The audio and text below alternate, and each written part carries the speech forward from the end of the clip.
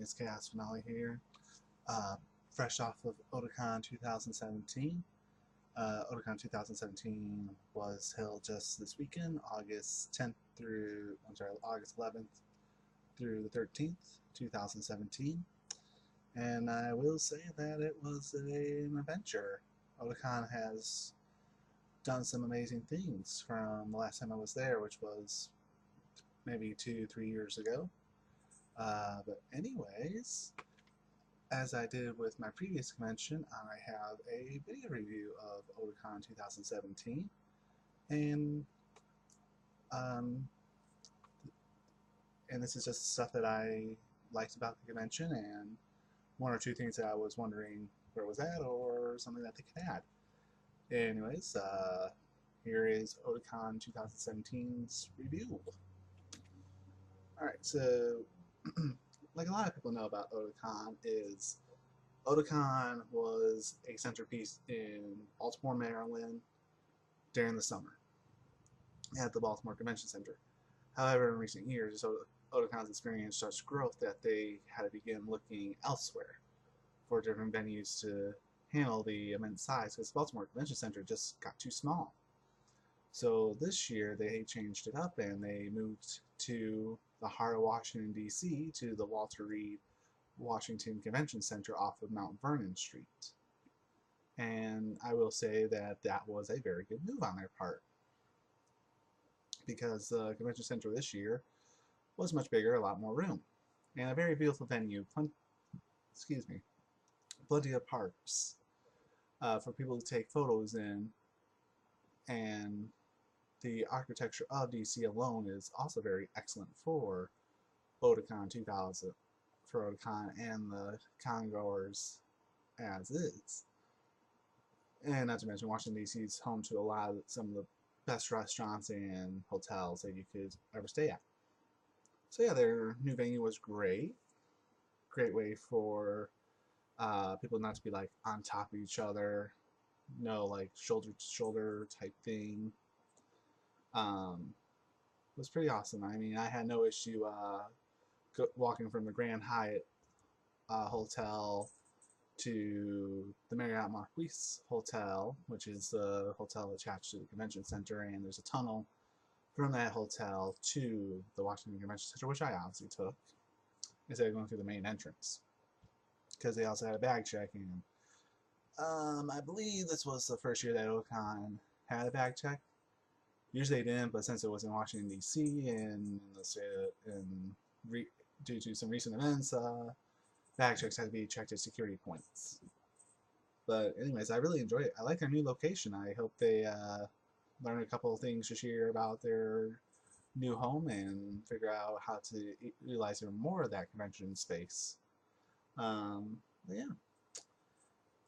So Otakon 2017 is a very large convention. Roughly 30,000 people attend every year, and this was their second year doing having a couple ways that you can get your badges.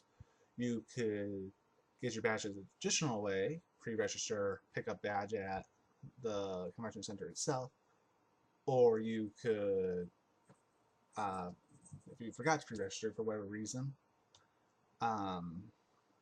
you can register there at the convention hall as well. And if you did not do that, the third option was still pre-register, but instead of picking up your badge at the convention, you could have your badge mailed to you for a small fee, which I did, and it was awesome. My badge got here like 4.5 weeks before the convention even started, so I'm like, okay, I will hold on to this and keep it in a safe place. So that was pretty cool, and it's an expensive convention. I think it was $95 after everything was all said and done. But you know, it's a large convention, so things tend to get carried away. All right, so good selection of hotels and restaurants. Since like I said, it's in Washington D.C., the heart of Washington D.C. You got Chinatown just a couple blocks down that way. You got all the restaurants around it. You got hotels galore, and a lot of those hotels that are around the convention center, from L Street, K Street, 10th, 9th, 8th, and 8th Street, all were involved in being the discounted hotels for the convention. And I stayed at the Grand Hyatt, which was a beautiful hotel. I like my stay there, but I think I'm gonna try to stay at the Marriott Marquise as soon as I can book.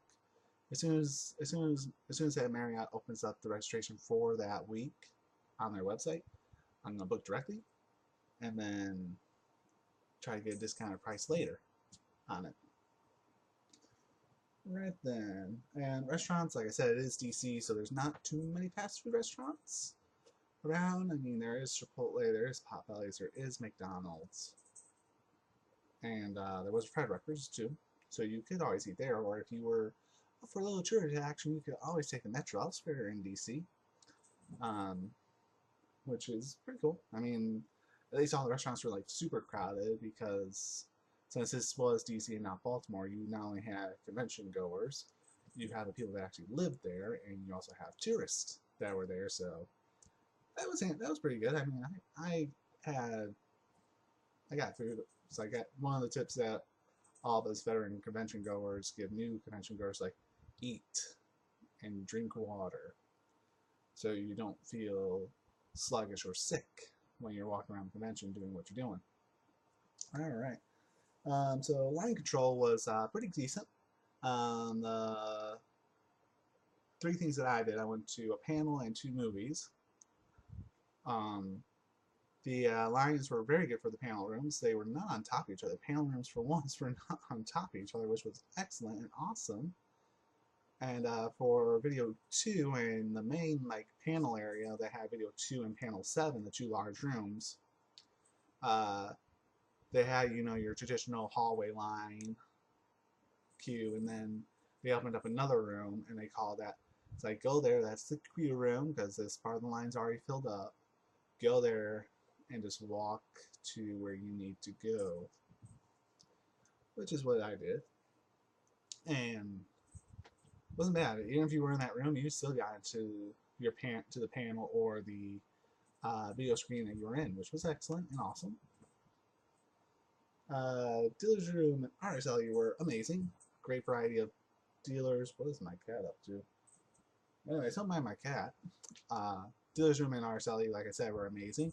They were in the 2 large exhibition halls of the Washington Convention Center. If you've ever been to the Washington Auto Show, you would know just how big these exhibition halls are, and they are large, by and beyond large. So a good variety of dealers and a lot of artists. Like, that was the most artists I've ever seen in one location, from the previous Otakons I've been to. But there were so many more artists there, and dealers I had never even heard of were there. And I just walked around to the stalls and looked at their wares. I'm like, oh, that looks good. That looks good. Of course, I didn't have any spending money this time, so I wasn't able to buy anything, which is okay. I mean, I got lots of figures. Next year I'm going to bring lots and lots of money. Maybe. See what my financial situation's like a year from now. Anyway, so like I said, those rooms were pretty cool. And also in the dealer's room, or maybe it was the RSLE, I forget, but there was like a little sit-down area where you could eat and just relax there, and that was great. I mean, they had a little bit of convention food stalls there, but not like anything amazing. Just simple hamburgers, burgers, hot dogs, chicken tenders, fries, soda, chips, water. Nothing too crazy. And the convention center staff, they were working hand in hand with Otakon's staff. So the convention staff, they ran most of the major areas. They checked the badges. They checked the badges into the exhibition halls, where the gaming room, dealers, and RSLE were, and that went pretty well. I think they enjoyed us. I hope. I'm sure they did. Let's see. So what was nice this year is there were maps everywhere. for Otakon 2017. And that really helped with directions like they had their guidebook app updated with all the maps, which is necessary to have because sometimes you get lost. And as I'm working on pulling up one of the maps on my phone, I can show you.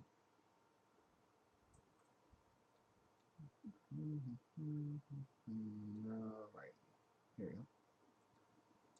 Yeah, so they had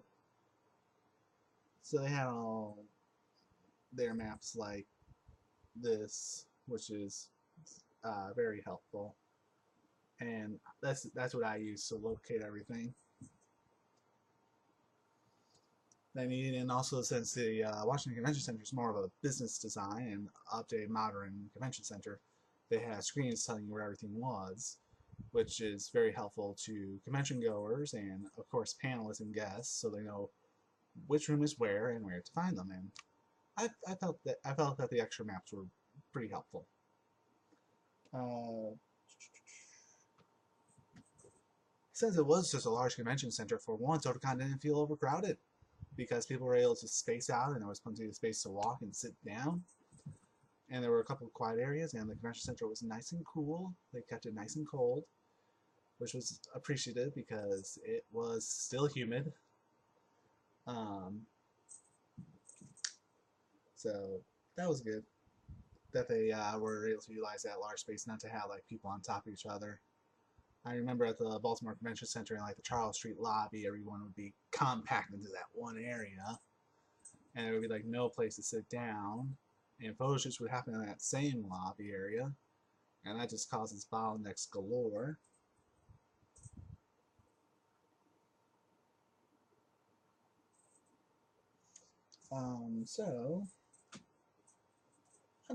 So I just have one recommendation here, well, two actually.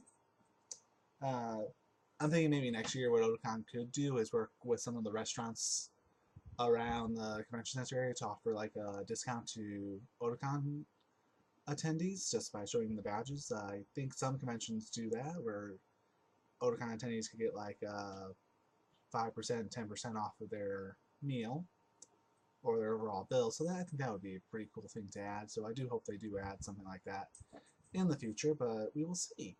We will see.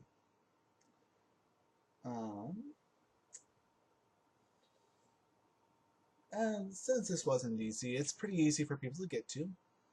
People that flew in could fly into Reagan, take Blue Line, transfer at Metro Center, take that to Mount Vernon.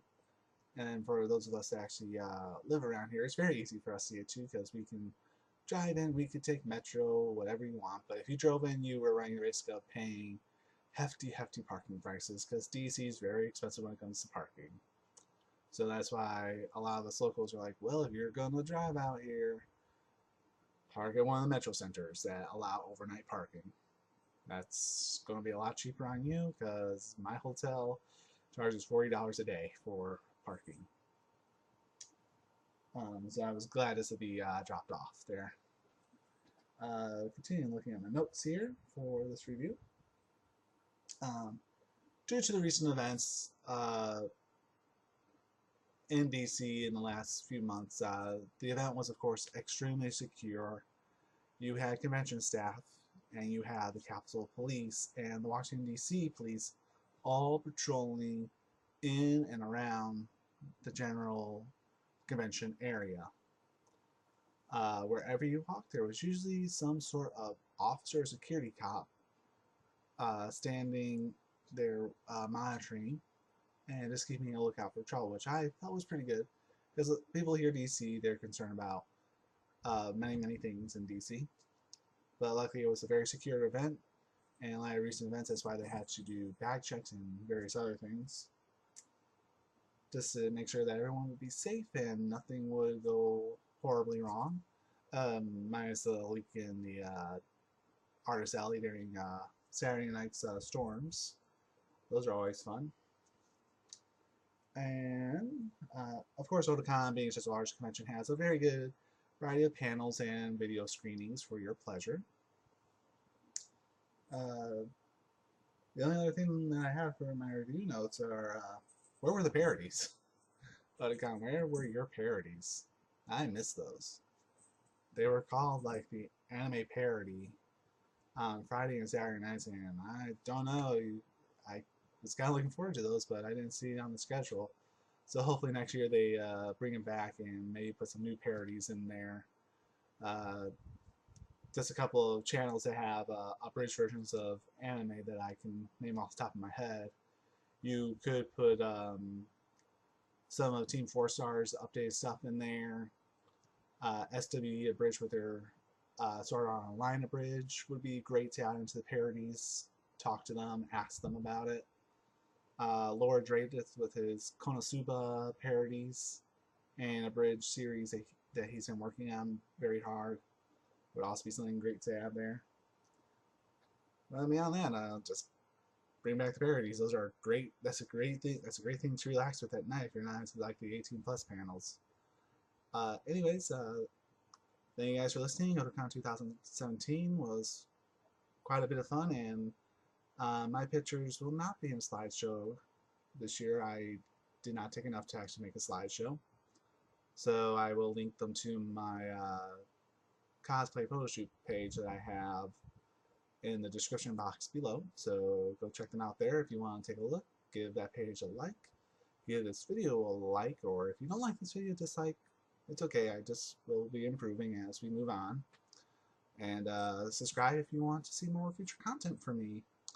And beyond that, guys, thank you for watching, and y'all have a good rest of your summer, and good luck if you're going back to school. And I will catch you guys at the next convention. Later.